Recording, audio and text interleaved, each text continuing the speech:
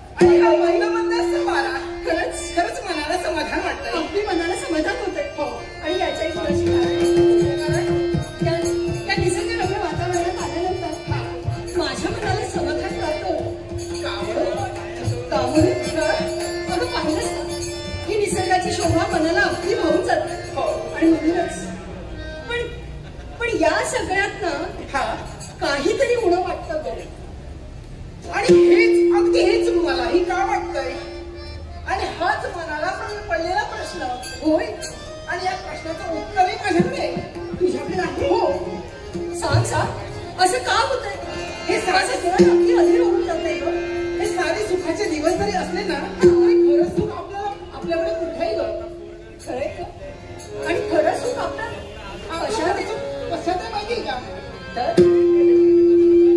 कृष्ण दर्शनाला हो कित्येक दिवस झाले पण या कृष्णाचं दर्शनच झालं तुझ्याकडे आला होता का ग अगं नाही ना तेच विचारावं तुझ्याशी चर्चा करावी तुझ्यापर्यंत आला का नाही ग अगं एवढंच नाही तर साऱ्या गोपिकांना विचारण्याकरता मी तत्पर झाले पण तरीही साऱ्यांकडे उत्तर एकच कृष्ण नाही कुठेच नाही कान्हाने कोणालाच दर्शन दिलं नाहीये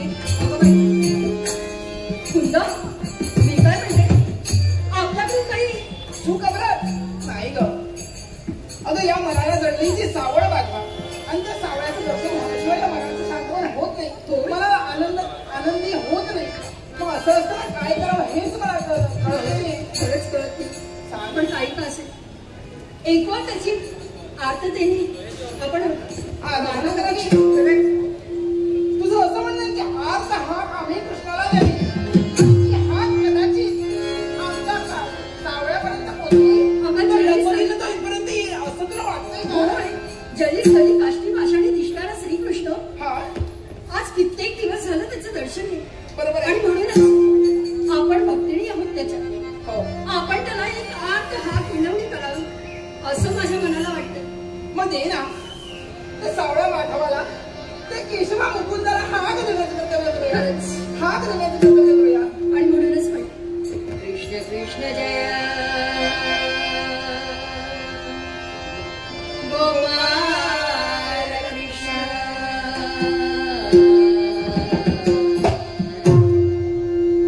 कृष्ण कृष्ण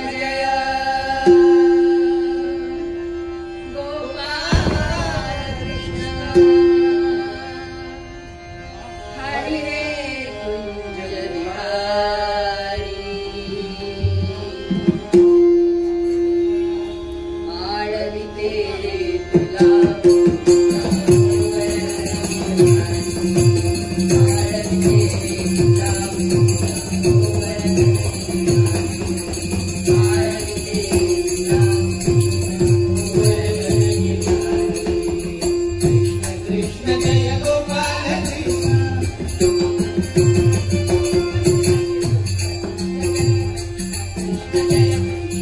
कृष्ण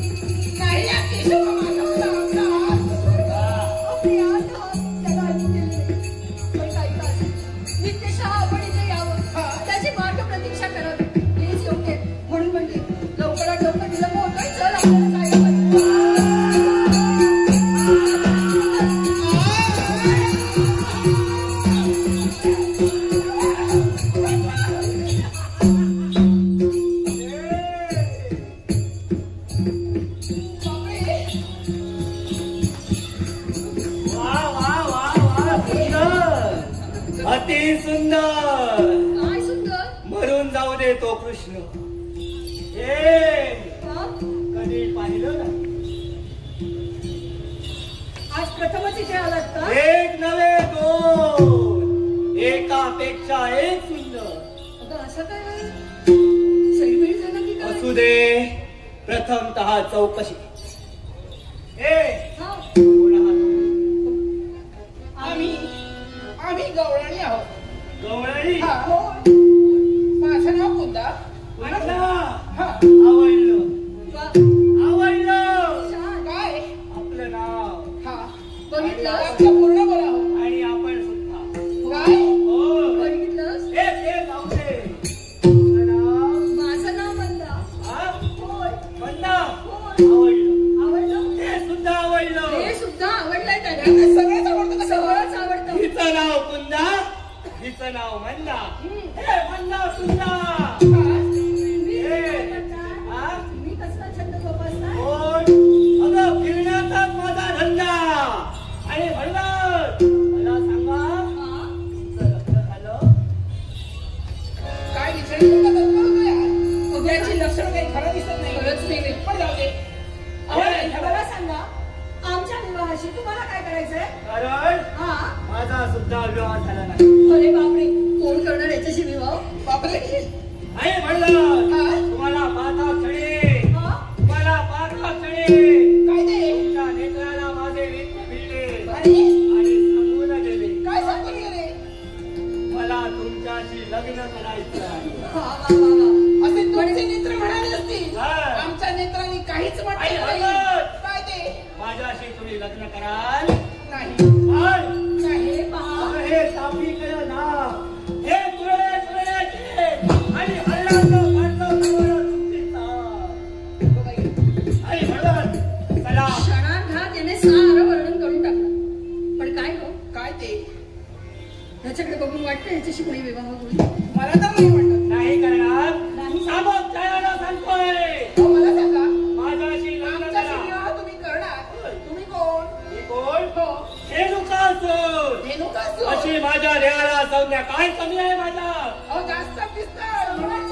आई म्हणलं आणि जास्त नकोच आहे. काय? एवढंच तेवढं असलं असतं कदाचित आम्ही मान्य केलं असतं. मला सांगा काय ते? माझ्याशी लग्न करणार की काही दिवस. हे पहा रेणुकासूर. हा? अगदी हाताच्या कोपऱ्यापासून विनंती करून सांगते. काय ते? आमच्या नादी लागू नका. काय? जर का आमच्या नादी काय लागला करशील? आम्ही तुझ्या आहोत म्हटलं.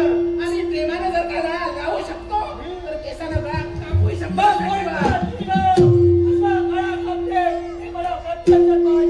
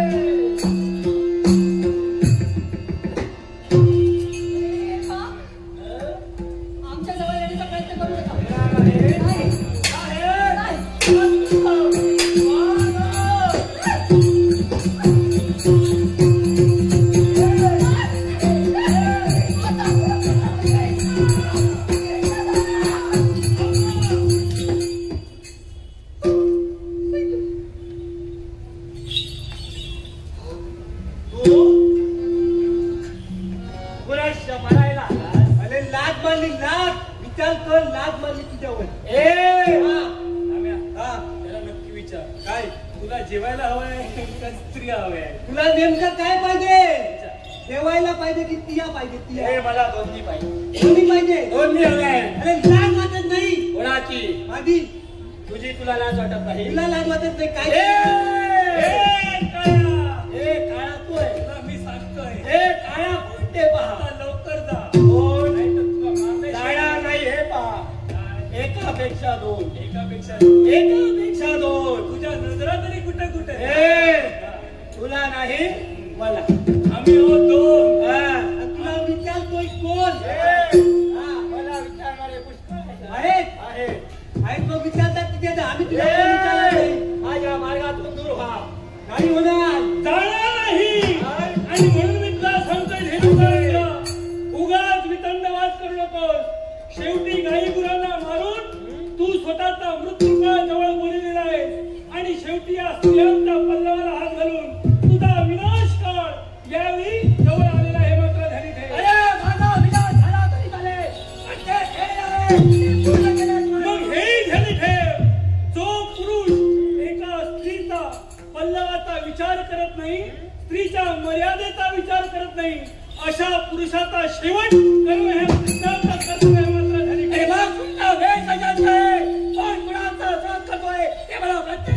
हे धेनुकासुरा, ज्या स्त्रीच्या पल्लवाच्या खाली एक लहानसा अर्भक दुग्ध प्राशन करतो, एवढंच नव्हे तर मोठा झाल्यानंतर पुरुष त्याच पल्लवाने स्वतःचे आश्व पुसली जातात. अशा जर स्त्रीच्या पल्लवाची किंमत जर एखाद्या पुरुषाला नसेल तर पुरुष म्हणून सांगण्याचा अर्थ नव्हे.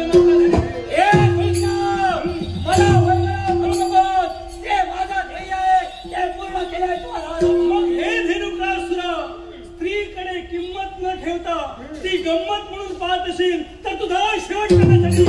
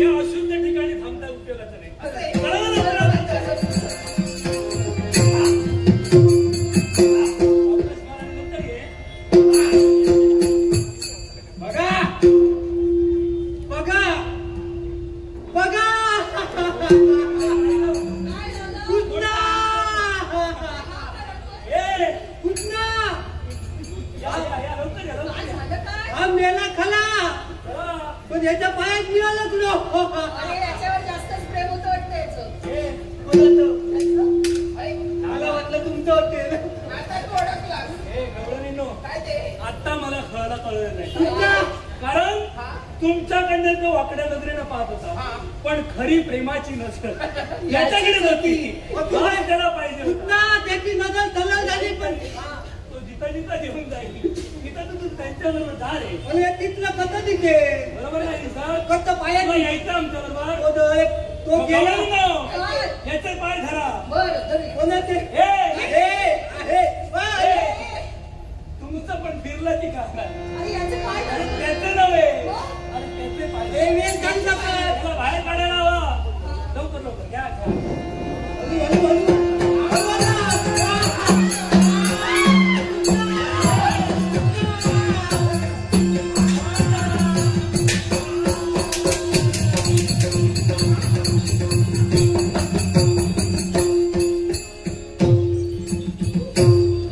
अरे काय हो? कृष्ण आभारी कुठं कुठे चालला? कुठं म्हणजे अहो माणसाहेब हा काय आगाच्या मला देवता पत्ता मारला तो त्याच्या घरी गेला. बरं झालं बरं झालं. आभारी हा आज वाचलास उद्या वाचशील असं नाही हा. उद्या तर कोणी बघितलं पण तुम्ही कधी आहात? अरे रामगोंडीच्या जवळ आलास तर त्याची पण काय झाली माहितीये ना. तुम्हाला मी वाचवलं. हो हो मग माझ्या तिला प्रेमाने बोला. काय आवाज काय तुमच्यावर आलेलं संकट अरिष्टातून तुम्ही मुक्त झालेला आहात. पण तुम्ही सारे जण मला विचारी दिसता. आहे कृष्णा काय विचार? या सगळ्या खेळी मेली तुला मुद्द्याचं सांगायचं लावून गेलो मुद्दा राहिला. होय तर हेच गडबड होत्या. मुद्दाच. आता यांना तुला माहिती आहे. आता बघले हे सगळे डोंगर तुला हिरवे दिसतात. हे सगळे डोंगर हिरवेगार हिरवे आहेत. दिसतात. डोंगराच्या तलाठी पाणी पण आहे. सारं काही चांगलं आहे. हा मग अरे, चांगलं कुठे ते नक्की सांगायचं एका विधित जागी. काय सांगू का? त्या दिवशी आम्ही यमुनेच्या डोंगरावर गेलो. यमुनेच्या ठिकाणी. होय. मग यमुनेच्या ठिकाणी काय झालं? कृष्ण तिथे काहीतरी तो वारा तो स्पर्श झाला ना त्या वाऱ्याचा स्पर्श झाला की काहीतरी विचित्र झालं ना तेव्हा. अरे वा. आणि इतकंच नाही तर तिथे आपल्या गाई गुरं मरून पडतात. काय म्हणता? होय. यमुनेच्या किनारा सारे जण गाई गुरं मृत्युमुखी पडतायत. आणि इतकंच नाही तर ते पाणी सुद्धा असं दूषित झाल्यासारखं दिसतं. अशुद्ध पाणी, अरे. अशुद्ध हवा, सारं काही अशुद्ध. कृष्णा आता तिथे मुलं पण खेळायला जात नाही. विषारी बनले रे. काहीच मग करत जर नाही. यमुनेचा डोह विषारी बनला असेल, मग आपण गोकुळवासियांनी करायचं ते काय? त्या ठिकाणी आपण प्रत्येक वेळी जातो, पाणी प्राशन करतो, गाई गुरांना स्नान घालायचं करतो, आपण यमुनेच्या ठिकाणी करतो. मग यमुनेचं पाणी जर दूषित झालं असेल तर कृष्णाला स्वस्त बसून राहणं उपयोगाचं नाही. तर या ठिकाणचा त्या करू काय म्हणतोय? यमुनेच्या डोहात काय म्हणतोय? हे बोलतो. काय म्हणतोय? तर विचार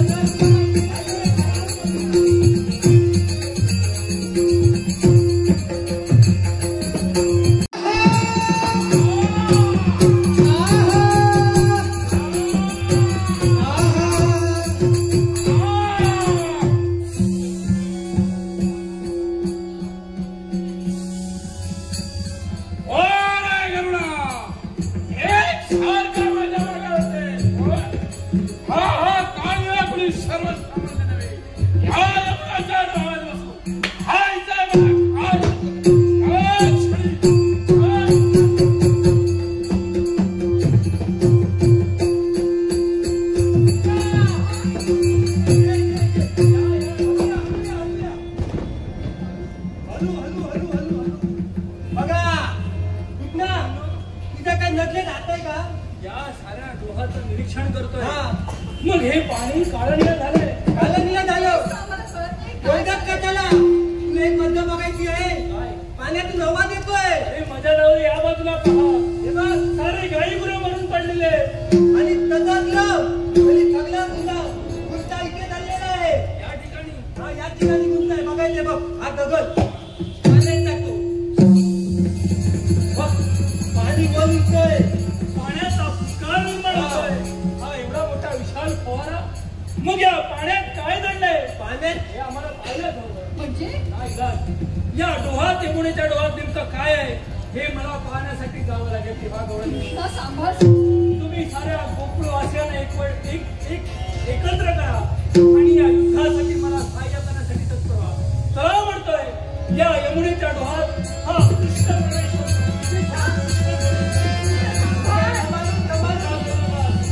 अरे तू कुठे चालला? नाही माझ्या अनुपस्थितीत तुमचं सहकार्य हा करेल. झालं.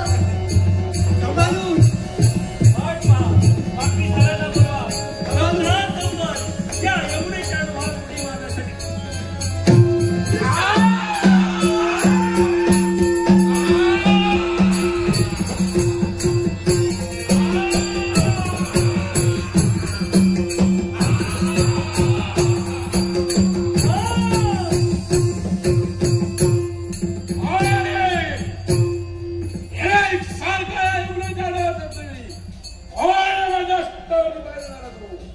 मी कोण? माझी ओळखी तुला कदाचित नसेल. पूर्ण ब्रह्म सनातन देव ज्याला म्हटलं जातं तो गोपाळ कृष्ण तुझ्या नेत्रासमोर आहे. हे कृष्ण आणि कशासाठी एवढं जाणार? एकाच गोष्टीसाठी. अशी कोणती गोष्ट? तू या ठिकाणी वास्तव्य केल्या कारणानं माझा यमुनाचा डोह एवढंच नव्हे तर तुझा उपद्रव माझ्या सर्व गोकुळवासियांना होतोय आणि तो उपद्रव बंद व्हावा या उद्देशानं गोपाळ कृष्णाची पावलं तुझ्यापर्यंत पडलेली आहेत. हरे कृष्ण त्या उद्देशाला तुझी पावलं जमीन मध्ये तेच पावलं जायचं लगेच स्वीकार आणि चालता ऐकून मी इथून जाणारा नव्हे आणि म्हणून मी तुला एकच सांगतोय. तुझ्यामुळे जर माझ्या गोकुळवासियांना त्रास होत असेल तर तुला माघारी धाडल्याशिवाय गोपाळ कृष्ण शांत राहणार नाही. हरे कृष्ण अरे तुझ्या पहिल्या झाली गरगरी फिरवून तुला ऐकून दे. एवढी हिंमत जर तुझ्या अंतरेमी असेल कृष्णाची संघर्ष करून तू मला माघारी धाडण्याचा विचार करत असशील तर हा तुझा भ्रम आहे. भ्रम तुझ्या मनाशी निर्माण झालेला आहे. कल्पनारूपी वातावरणात भ्रमंती करण्याचं कर्तव्य करतोय. हे कल्पनारूपी पंख छाटण्याची ताकद कृष्णाच्या मानिमत करत आहे. कोण कुणाच्या संकटात हे मला देखील पाहायचंय. मग असं जर का असेल तू माझ्याशी सामर्थ्य आणि संघर्ष करण्यासाठी उभा असेल तर तुझा शेवट अटळ आहे आणि अटळ आहे. हे कृष्ण जर का 4 दिवस तुला सुखाने जगायचं दिली तुला संधी या संधी तू मला देत असशील तर तुला माझी पूर्ती ओळख की नाही तुझा शेवट करील. Oh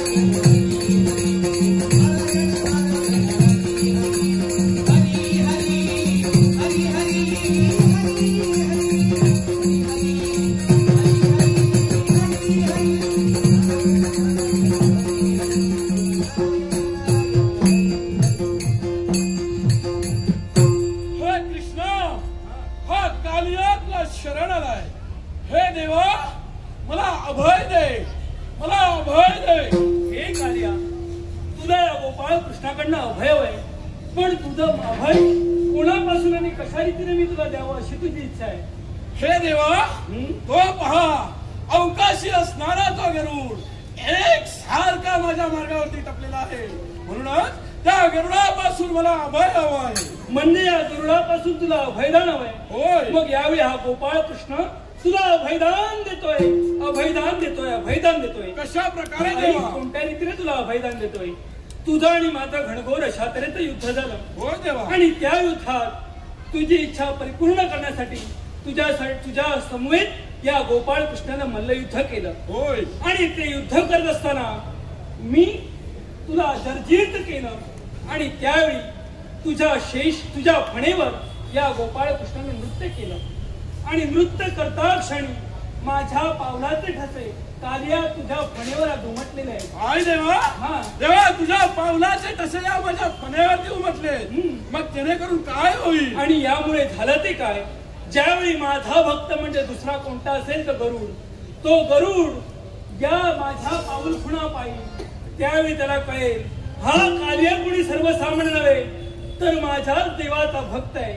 आणि त्यावेळी तो माझा गरुड तुला कोणताही उपद्रव करणार नाही असा या गोपाळ कृष्णाचा मंगल आशीर्वाद. देवा, हा कालिया धन्य झाला. एवढंच नव्हे तर यावेळी तुझं आणि माझं घनघोर युद्ध झालं.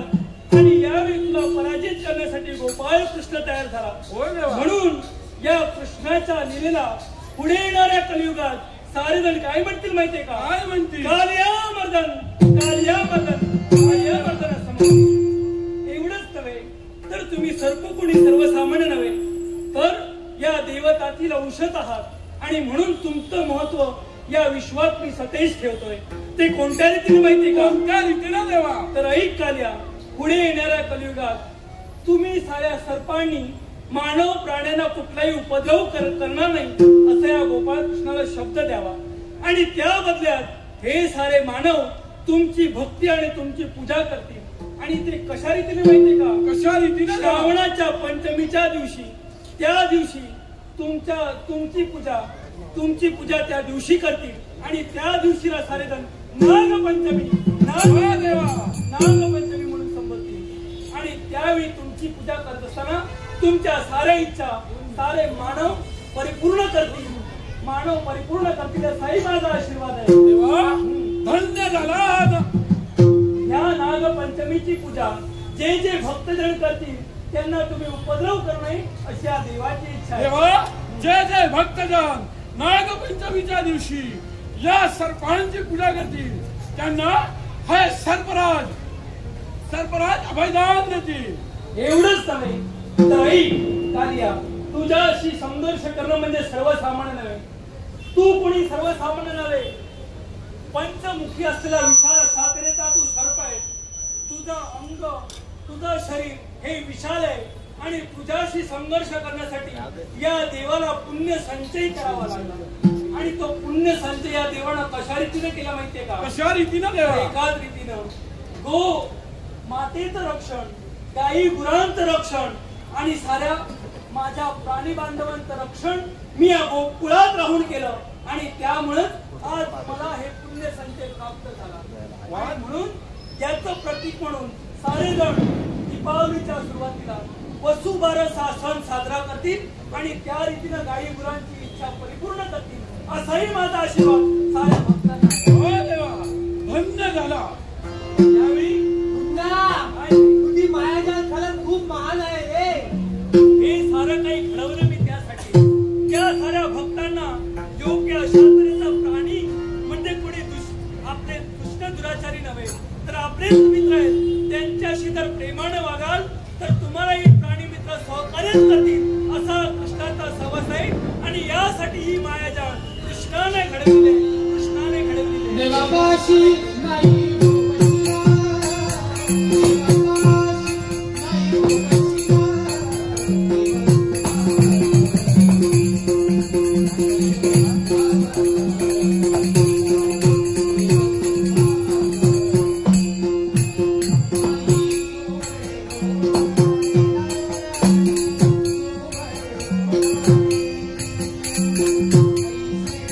Thank you.